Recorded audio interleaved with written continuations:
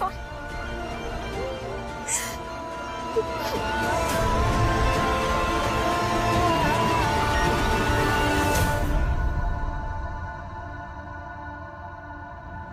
इसीलिए जिन दोनों का साथ रहना उस रब ने लिखा है,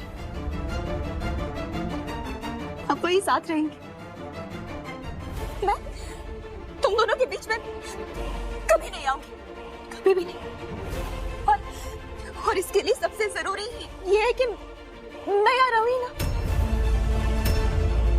क्योंकि अगर फिर से कुछ भी हुआ तो उसका इल्जाम तो मुझ पे ही आएगा ना। तो बस इसीलिए मैं यहाँ से जा रही हूँ,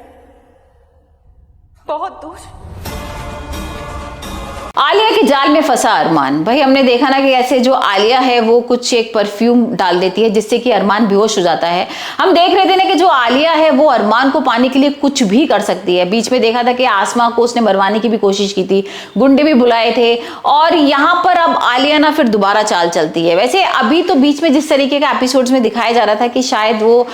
एकम की बात मान रही है, क्योंकि एकम उसको बीच में समझाता भी है, वो नाराज भी है एकम उससे काफी कुछ, क्योंकि भाई वो अरमान और उसकी अफेयर के बारे में पता लग जाता है सब घर वालों को। तो अभी लग रहा था कि शायद आलिया ना मतलब मूव ऑन कर चुकी है, लेकिन नहीं, ऐसा कुछ भी नहीं है। आलिया तो अरमान को छोड़ने को तैयार ही नहीं है। वो तो चाहती नहीं है कि आसमा उसके साथ रहे। हम देख रहे हैं कि आसमा का बर्थडे है और वहां पर अरमान जो है वो जोकर को भी बुला लेता है, और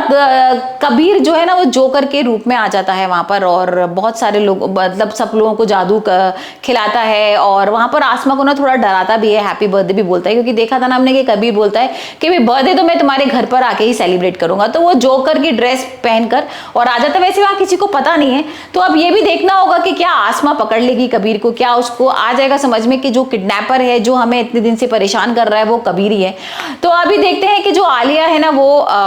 तो अभी देखते हैं कि जो आलिया है वो रूम में कुछ ऐसा परफ्यूम डाल देती है जिससे कि अरमान बेहोश हो जाता है, और अरमान को ना कुछ भी ज्यादा कुछ याद नहीं है, और इतने में आलिया आ जाती है और उसको बाहों में पकड़ लेती है अपनी, और वहीं पर ना वो आसमा को किसी भी तरह जानबूझकर एक्चुअली वो कॉल कर देती है, और आसमा को लगता है कि शायद जो किडनैपर है वो उसने अरमान को पकड़ लिया, तो भागती भागती रूम की तरफ आती है, और जैसे ही वो रूम में देखती है ना तो वो देखती है आलिया और अरमान एक दूसरे की बाहों में है और बेड पे लेटे हुए हैं उनके रूम में। तो जिसे देखकर ना आसमा के होश उड़ जाते हैं। मतलब आसमा ने तो ये नहीं सोचा था कि अरमान उसको इतनी बुरी तरह धोखा देगा, और वैसे यहाँ पर अरमान को ही आलिया फंसा लेती है, अरमान की भी इसमें कोई गलती नहीं है। और अब ये देखना होगा कि अब क्या होता है आसमा का मतलब स्टेप, क्योंकि भाई अब आलिया ने तो हद ही कर दी है, और यहाँ पर वो अरमान को भी अब दोबारा फिर गलत मान लेती है। हमने देखा था ना पहले भी उसने किडनैप हुई थी, सब चीजें हुई थी, तो उसे लगा था कि शायद जो